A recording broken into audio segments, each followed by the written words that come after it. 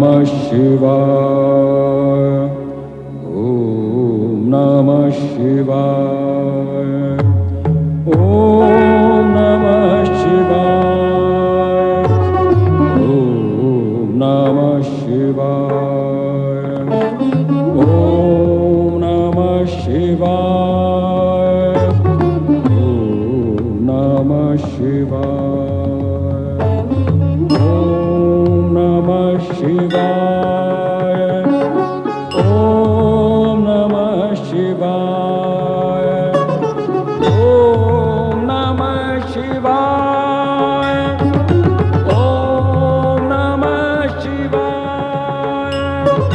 ओम नमः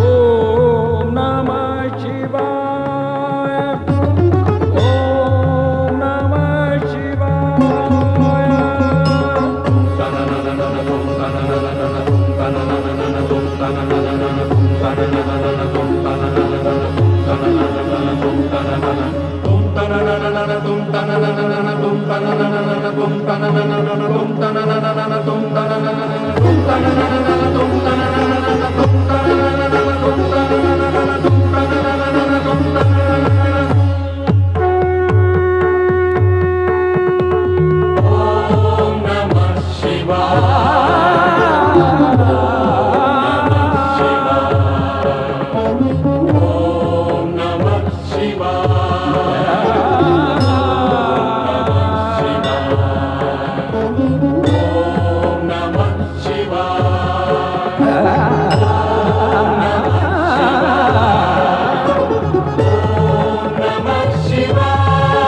नमः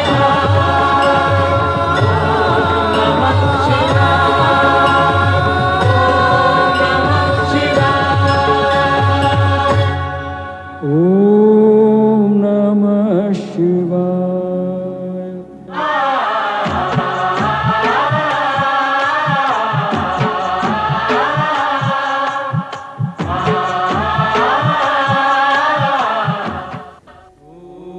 मैं ओंकार हूं, जगत में व्याप्त संपूर्ण त्रिगुणात्मक गतिविधियों का प्रथम एवं प्रत्यक्ष दृष्टा। मेरी दिव्य दृष्टि से जगत का कोई भी परमाणु अछूता नहीं। मैंने देखा कि शक्ति स्वरूपा सती ने प्रजापति दक्ष के यहां जन्म लेकर सृष्टि के रचना क्रम में एक नवीन अध्याय को आरंभ किया। सूर्य की ओजस्विनी किरणों की भांति कन्या सती युवती सती के रूप में बहनों और सहेलियों के लिए विनोद और हास परिहास का विषय बन गई। और तब शिव जी ने स्वप्न में प्रकट होकर सती की अपूर्णता को पूर्ण करने तथा मन की शांति के निमित्त पार्थिव शिवलिंग की आराधना करने का मार्ग सुझाया। अपने स्वप्न को माता वीरणी से कह सुनाया सती ने, और वो नदी किनारे ओम नमः शिवाय के पंचाक्षरी मंत्र का जाप करने में निमग्न हो गई। किंतु दक्ष को अपनी प्रिय पुत्री का इस प्रकार कठोर तपस्या करना नहीं रुचा। भूतल और भूतल से परे विभिन्न क्षेत्रों में विभिन्न गतिविधियां सक्रिय होती रहीं। नृत्य गान के स्वरों से झंकृत इंद्र सभा के बाहर कामदेव देवर्षि नारद पर अपने बाणों का प्रहार करने को प्रस्तुत होते हैं। किंतु नारायण भक्त नारद कामदेव को रीति नीति के प्रसंग में भ्रमित कर काम बाण को संध्या जैसी सुपात्र के लिए उपयोग करने की मंत्रणा देकर अपनी सुरक्षा की व्यवस्था करने में सफल होते हैं। बाण से आहत संध्या काम पीड़ित और भ्रमित होकर भटकने लगती है। सम्मुख आए हर प्राणी को काम की दृष्टि से देखती हुई वो ब्रह्मा के समक्ष आती है। ब्रह्मा भी भावावेश में संध्या की ओर आकर्षित होते हैं। शिव जी नेत्र खोलकर स्थिति का भान करते हैं और ब्रह्मा को इस कुकृत्य व अनुचित आचरण के लिए प्रताड़ित करते हैं। यद्यपि यह अप्रिय घटना कामदेव के कारण ही घटित हुई, पर संध्या इससे प्रभावित होकर आत्मग्लानि की अग्नि में जलते हुए आत्महत्या तक करने के लिए तत्पर हो गईं। ऐसी स्थिति में ब्रह्मा जी संध्या को इस मानसिक पीड़ा से उबारने के लिए वशिष्ठ को प्रेरित करते हैं कि वे संध्या को शिव साधना के द्वारा मुक्ति का मार्ग बताएं।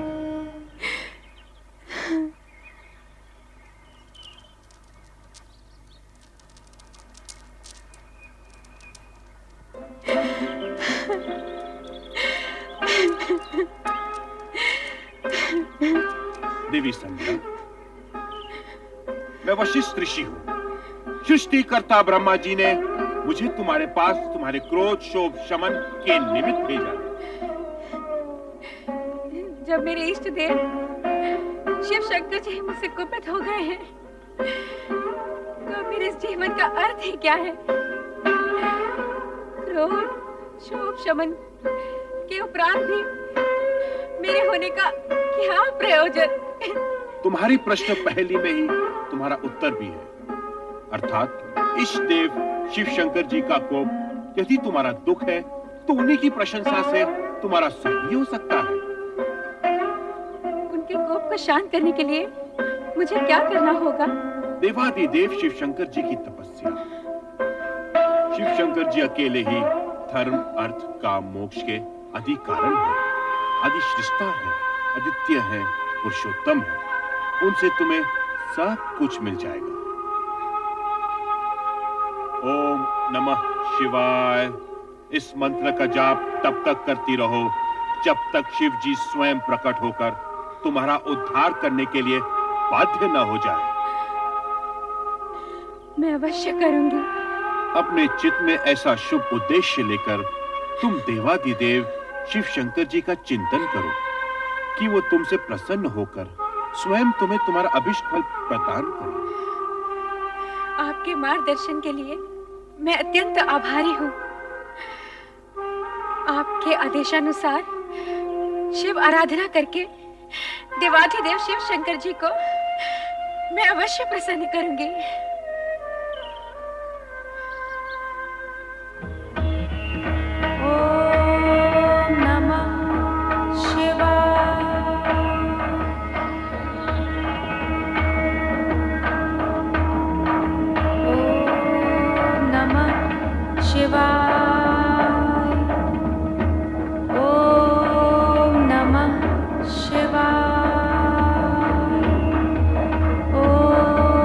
नमः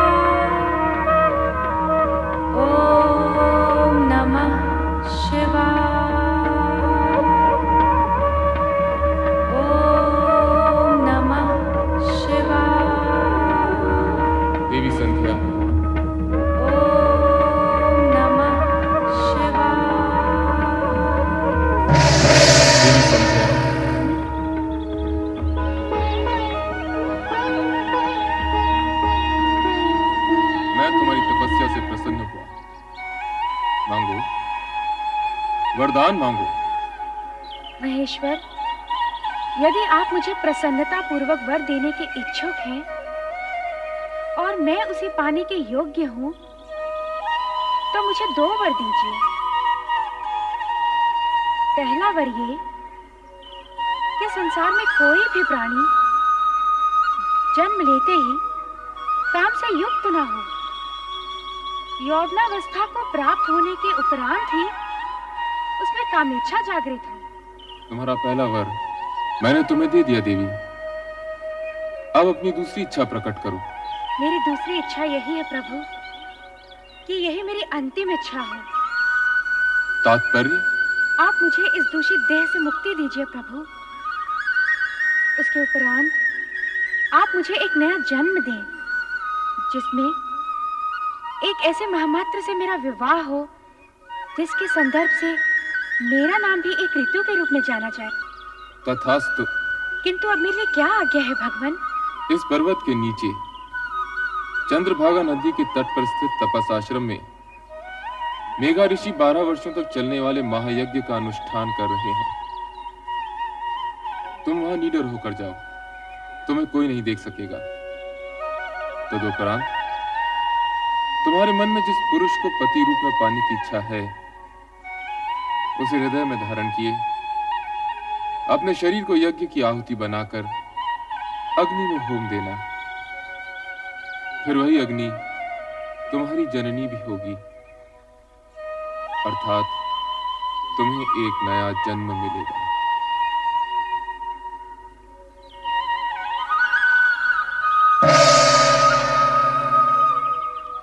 मेघा ऋषि, ओम आदित्याय नमः। ओम आदित्याय नमः। ओम आदित्याय नमः। ओम आदित्याय नमः। ओम आदित्याय नमः। ओम सदाशिव का आशीर्वाद प्राप्त कर उन्हीं के बताए मार्ग पर चलती देवी संध्या मेघा ऋषि के आश्रम पहुंच गईं, जहां महायज्ञ चल रहा था। सभी के लिए अस्तित्वहीन अदृश्य संध्या ओम नमः शिवाय का जाप करते हुए यज्ञाग्नि की ओर बढ़ती गई और अंततः उसी में समा गई। तत्पश्चात यज्ञ की अग्नि से उभरा लाल प्रकाश देखते ही देखते पूरी तरह 2 भागों में फैल जाता है। इस प्रकार संध्या का अस्तित्व 2 भागों में बंट गया, प्रातः संध्या और सायं संध्या। प्रातः संध्या देवताओं की आराधना के लिए और सायं संध्या पितरों के आह्वान के लिए। 2 क्षितिजों में फैली संध्या के दृश्य पर ओम नमः शिवाय के स्वर गूंजते हैं।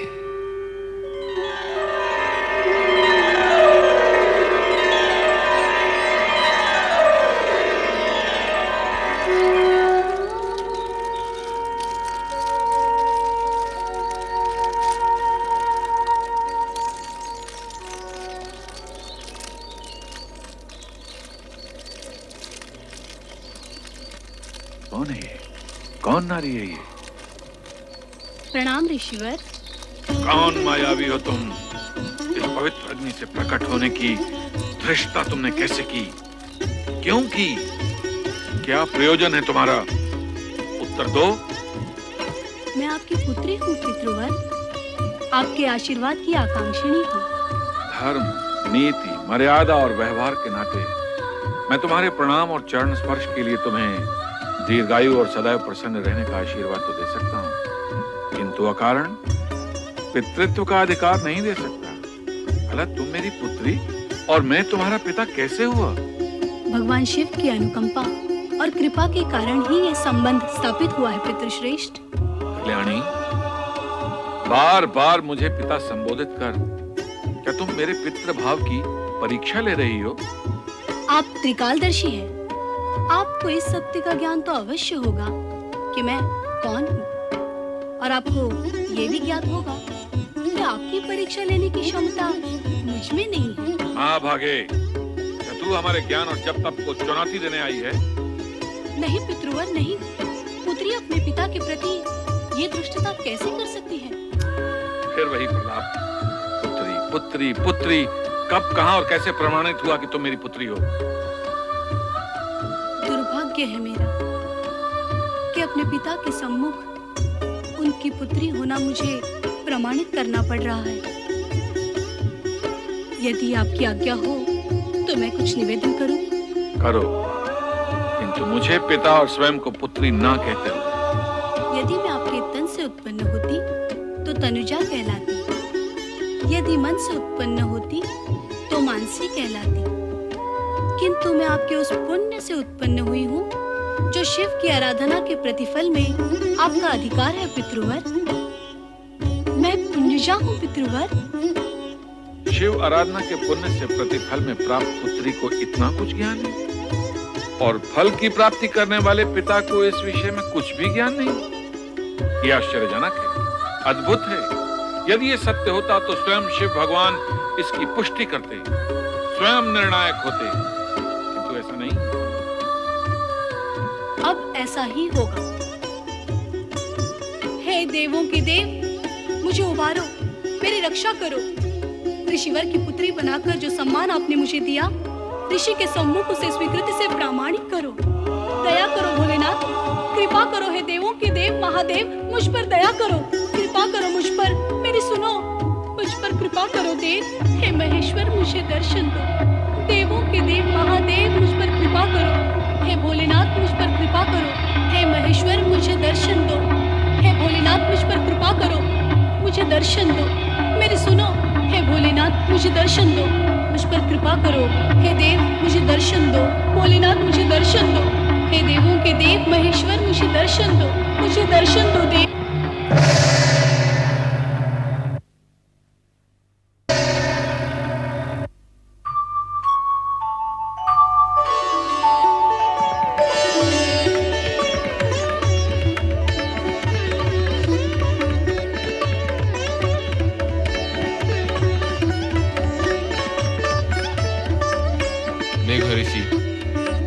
मेरा प्रकट होना पर्याप्त है अथवा भी आपको प्रमाण की आवश्यकता है? आपके प्रकट होने से ही सत्य प्रकट हो गया भोले भंडारी। तो फिर अपनी पुत्री का नामकरण कीजिए, उसे आशीर्वाद दीजिए। प्रभु, मैं आपकी आधी आज्ञा का ही पालन कर पाऊंगा। इसका नामकरण करके आशीर्वाद देने का कार्य तो स्वयं आप ही करेंगे। सूर्य की आभा है इसके मुख, अर्थात अरुण जैसी धरती से इसका मुखमंडल दीप्त है, इसलिए मैं इसका नाम अरुणधति निश्चित करता हूं। भगवान शिव शंकर की जय, देवी अरुणधति की जय, भगवान शिव शंकर की जय, देवी अरुणधति की जय। मेघा ऋषि, आपको देवी अरुणधति जैसी पुत्री प्राप्त हुई, इस सौभाग्य के लिए बधाई। अब इसका विवाह सप्त ऋषियों में विशिष्ट ऋषि वशिष्ठ के साथ कर इसके नाम को अमरता प्रदान करें।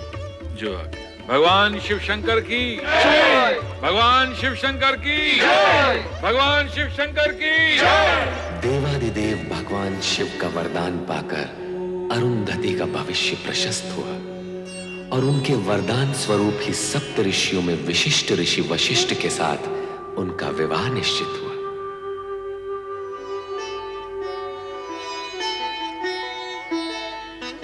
कितना शुभ दिन है आज। वशिष्ठ मुनि के साथ देवी अरुंधति का विवाह हो रहा है। शुभ ही शुभ है ऋषिवर, किंतु ये समझ में नहीं आता कि शिव शंकर ने सप्त ऋषियों में से जानते हुए भी इस वर का चुनाव क्यों किया? ऋषि विश्वामित्र भी तो कम ज्ञानी ध्यानी नहीं थे।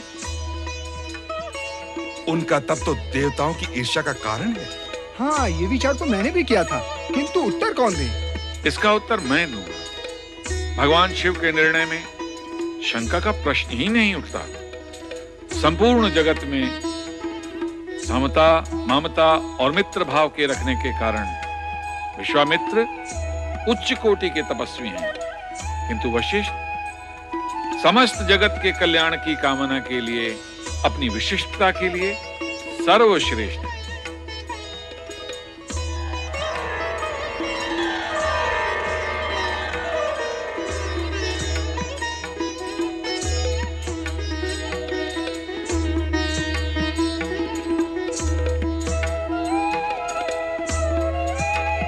प्रभु, इस शुभ घड़ी में आपके आगमन की हम व्यग्रता से प्रतीक्षा कर रहे थे।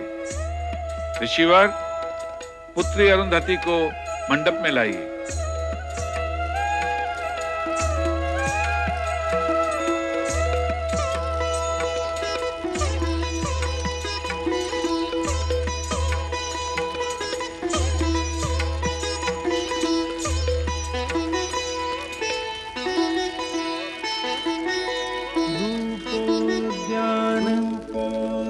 प्रफुल्ल प्रायफुल्ल कलिका कलिका केंदु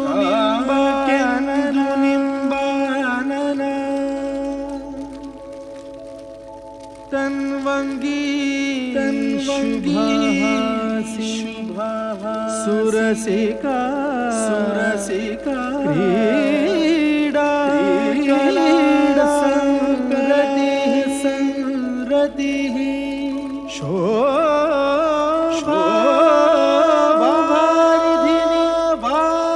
शोभारिधिनी मूल्यमणि लावण्यलीलामयी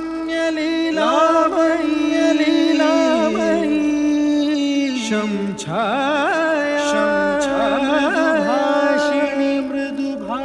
मृगदृगी भूयात् सदा गलम गलम।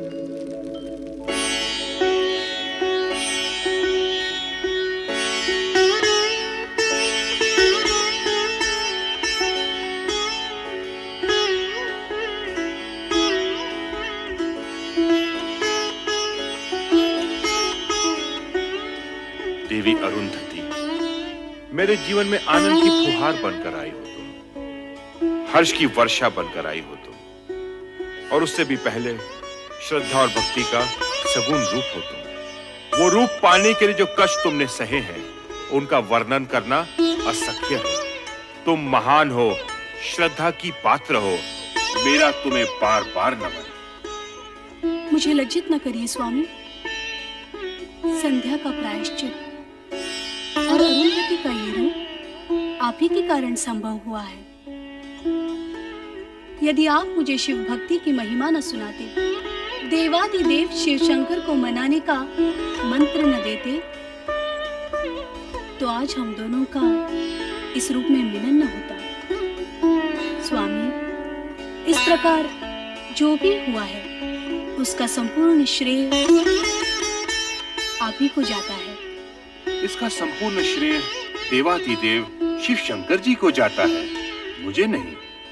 जगत में जो कुछ हो चुका है, जो हो रहा है और जो होने वाला है, वो सब कुछ देवादिदेव की इच्छा के अनुसार ही होता है।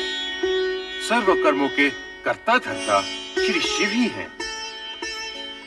संसार में सुख दुख का सामना करने का एक ही महामंत्र है, जो असंभव को संभव, अप्राप्य को प्राप्य कर दिखाता है, और वो महामंत्र है ओम नमः शिवाय। ओम नमः शिवाय। ओम नमः शिवाय। ओम नमः शिवाय। ओम नमः शिवाय। ओम नमः शिवाय। ओम नमः शिवाय। ओम नमः शिवाय। ओम नमः शिवाय। ओम नमः शिवाय। ओम नमः शिवाय। ओम नमः शिवाय। ओम नमः। स्वामी, ये क्या हो गया है आपको? जब से आपने संध्या पर पुष्पबाण का प्रयोग किया है, इसी तरह खोए खोए से दिखाई दे रहे हैं। केवल ओम नमः शिवाय मंत्र का ही जाप किए जा रहे हैं। स्वामी, यदि इस तरह आप ही विरक्त रहे तो मेरा क्या होगा? मैं भयभीत हो गया हूं प्रिय। भयभीत? किंतु किस कारण? मैंने संध्या पे जो पुष्प बाण का प्रयोग किया था, उसके परिणाम से तो तुम भली भांति परिचित हो। कहीं ऐसा ना हो कि इस परिणाम का प्रकोप मुझे भुगतना पड़े। नहीं स्वामी, आपने तो केवल अपने कर्तव्य का पालन किया है, और कर्तव्य भावना से ऊंचा होता है। निसंदेह ये कोई अपराध नहीं है। परंतु रति, यदि भविष्य में कोई ऐसी अमंगल घटना घटित हो गई तो क्या होगा? नारायण नारायण। पुष्पधनवा भ्राता कामदेव, मुझे देखकर इस प्रकार आंखें चुराकर कहां भाग रहे हो? और देवी रति कहां अदृश्य हो गई? प्रणाम देवर्षि। नारायण नारायण। मैं तो तुम्हारा भ्राता हूं कामदेव। मुझे देवर्षि का सम्मान देकर लज्जित न करो। सम्मान तो आपको देना ही चाहिए। अच्छा, अब मुझे प्रस्थान के लिए आज्ञा दीजिए। अरे भाग कर रहे हो भ्राता? मेरी पूरी बात तो सुन लो। आज्ञा कीजिए भ्राताश्री। अपने पुष्प बाणों से विचलित करके तुमने संध्या का तो कल्याण कर ही दिया। नारायण नारायण। कल्याण? वो कैसे? देवर्षि, ऐसा प्रतीत होता है कि संध्या पे किए इस प्रयोग का मुझे प्रायश्चित करना होगा। नहीं कामदेव, तुम्हारे इस पुष्प बाण के प्रयोग से संध्या का यज्ञ में पुनर्जन्म हुआ है। इस प्रकार संसार को 2 संध्याएं प्राप्त हुई हैं, एक प्रातः संध्या और एक सायं संध्या। आपके कहने का तात्पर्य ये है कि संध्या की रचना में मेरा भी योगदान है? निश्चित ही। केवल इतना ही नहीं, संध्या महासती अरुंधति के रूप में महर्षि वशिष्ठ की पत्नी बन गई है। भ्राता, अब अपने पुष्प बाणों का प्रयोग किस पर करने की सोच रहे हो? देवर्षि, मुझे ये चिंता सताए जा रही है कि कहीं मेरे पुष्प बाणों के प्रयोग से किसी का अनर्थ ना हो जाए। अर्थात ये कि अब मैं अपने पुष्प बाणों का प्रयोग सोच समझ कर करूंगा, जिससे भविष्य में मैं किसी विपदा में न उलझूं। भ्राता, व्यर्थ की चिंता न करो। वर्तमान तो उज्जवल है ही, और भविष्य चराचरपति शिवशंकर के अधीन है, और यही सनातन सत्य है। मेरी बात मानो। परमपिता ब्रह्मा ने जो तुम पर दायित्व सौंपा है, उसे अपना कर्तव्य मान पुष्प बाणों का उचित समय पर उपयोग करते चलो। यही तुम्हारा धर्म है और कर्म भी। नारायण नारायण। ओम नमः शिवाय। ओम नमः शिवाय। परमपिता ब्रह्मदेव की जय हो। ओम नमः शिवाय। आओ नारद, तुम्हारा स्वागत है पुत्र। देवर्षि, इस बार क्या समस्या लेकर आए हैं? समस्या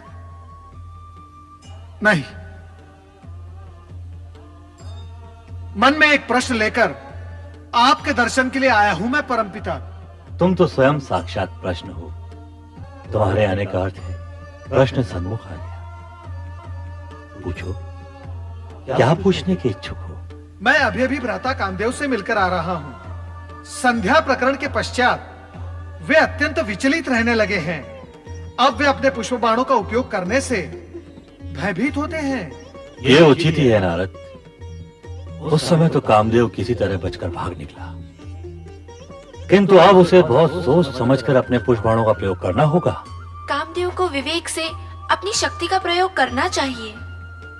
आप सत्य ही कह रही हैं देवी सरस्वती, परंतु कामदेव ने अपने पुष्प बाणों का जो प्रयोग संध्या पर किया था, वो तो शुभ ही रहा।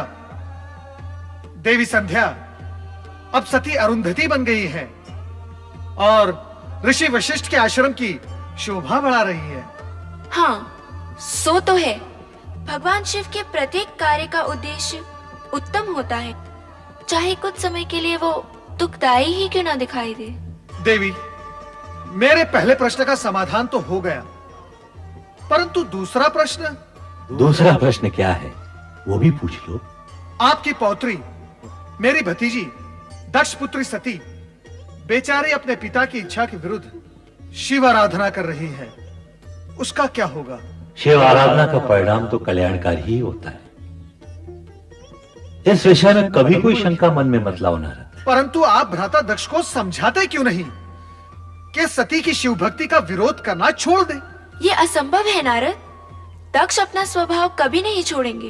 अर्थात सती को अपने तप के बल पर ही पिता के विरोध का सामना करते हुए अपना अभीष्ट प्राप्त करना होगा। हाँ नारद, जो हो रहा है शिव की इच्छा से हो रहा है। तुम इस विषय में चिंता करना और प्रश्न उठाना छोड़ दो। ओम नमः शिवाय। ओम नमः शिवाय। ओम नमः शिवाय। सर्वेश्वर भोलेनाथ, क्या मेरी आराधना में कोई त्रुटि रह गई है या आप मेरी धैर्य की परीक्षा ले रहे हैं, ये मैं नहीं जानती। किंतु स्वामी, आप मुझे शीघ्र ही दर्शन दीजिए। मेरी आंखें आपके दर्शन के लिए तरस रही हैं स्वामी, तरस रही हैं। ओम नमः शिवाय। शिव शिव शिव शिव शिव शिव शिव। यहाँ तो किसी की परीक्षा हो रही है और किसी की परीक्षा और आराधना में विघ्न डालना उचित नहीं है नारद। चुपचाप यहाँ से निकल चलो। नारायण नारायण। भ्राता दक्ष का महल तो सूना पड़ा है, कहाँ गए होंगे सब लोग? चलो नारद, भावज वीरणी के कक्ष की ओर, कदाचित वहां भेंट हो जाए। नारायण नारायण।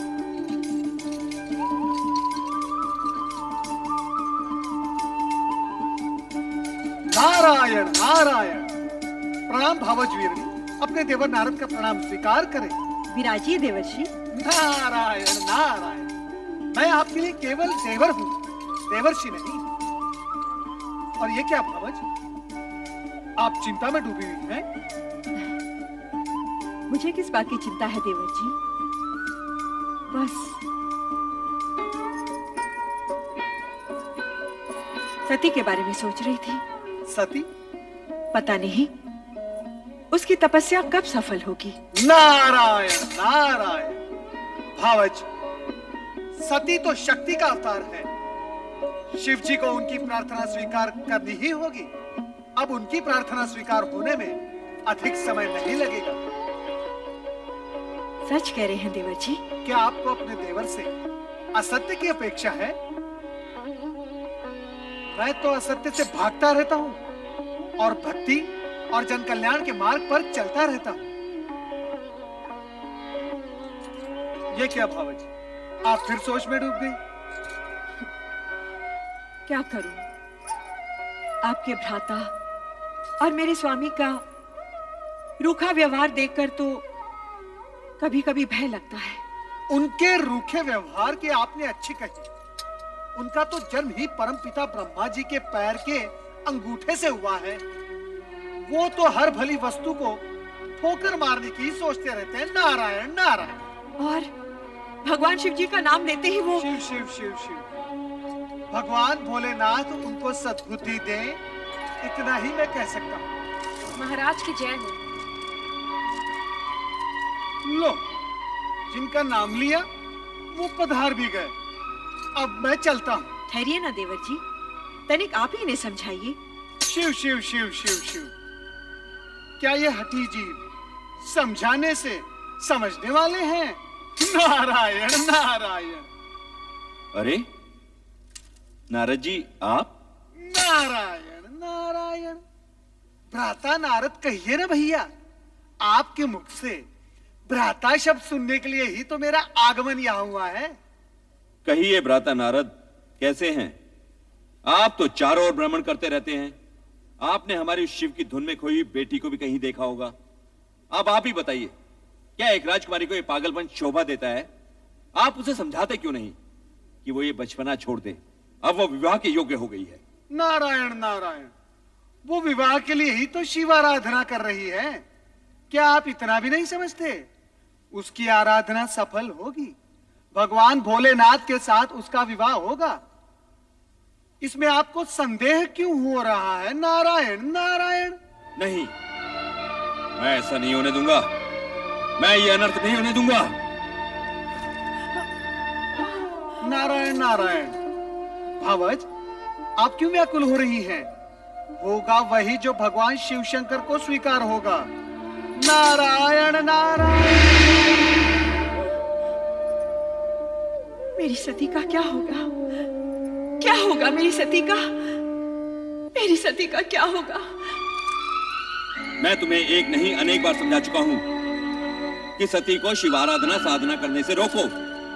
उसे समझाओ महारानी कि वो अपने मन में शिव के प्रति इतनी निष्ठा भक्ति जगाकर अनर्थ ना करे। जो स्वयं अपने होने का अर्थ जानने के प्रयास में लगा हो, वो कोई अनर्थ कैसे कर सकता है? और रही बात सती को शिव की आराधना उपासना करने से रोकने की, तो स्वामी, आराधना, उपासना, निष्ठा, ये तो मन की भावनाएं होती हैं, और भावनाओं पर भला कोई कैसे अंकुश लगा सकता है? ये सब कहकर तुम हमारी अवज्ञा कर रही हो महारानी। मैं ऐसी धृष्टता कैसे कर सकती हूँ? धृष्टता? धृष्टता नहीं तो ये हमारी आज्ञा का पालन भी नहीं। महारानी, मां होने के नाते अपनी संतान का शुभ अशुभ सोचना तुम्हारा कर्तव्य है, तो पथ भ्रष्ट होने पर उसे उचित मार्ग दिखाना तुम्हारा धर्म भी है। आप संभवतः उचित कह रहे हैं स्वामी, परंतु हमारी सती ना तो कोई अशुभ कार्य कर रही है और ना ही वो पथ भ्रष्ट हुई है।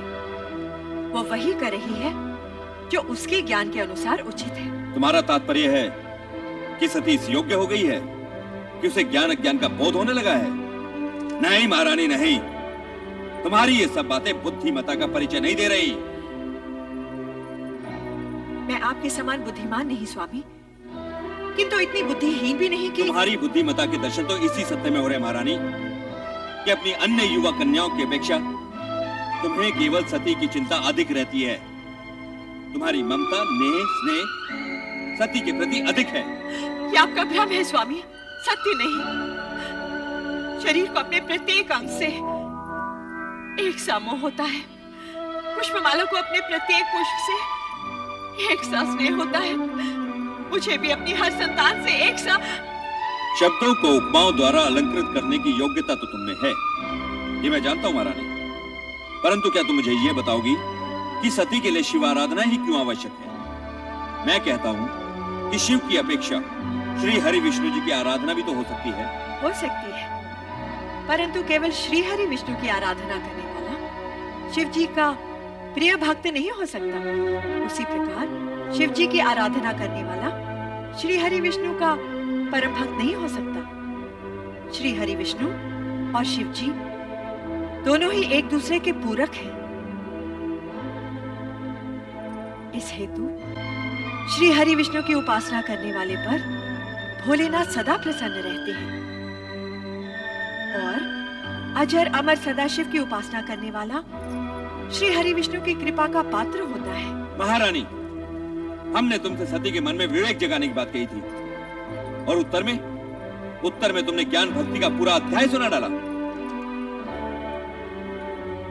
परंतु एक सत्य ध्यान पूर्वक सुन लो महारानी कि हम सती की शिव भक्ति का विरोध करते हैं और करते रहेंगे। हम उसका गुणगान कभी नहीं सुन सकते। हमें शिव से घृणा है, घृणा।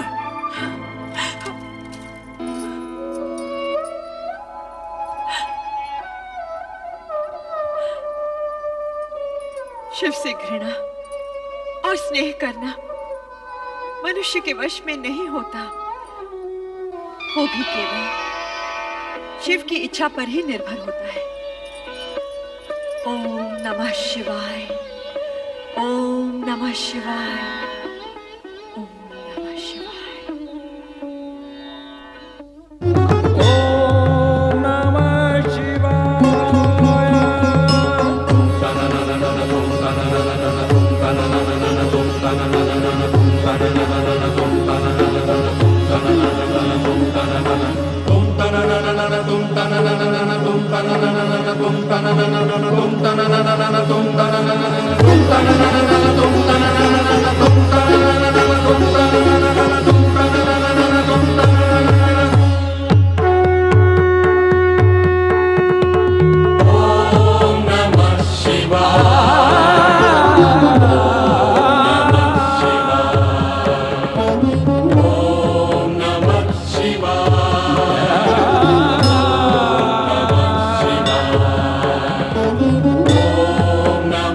Shiva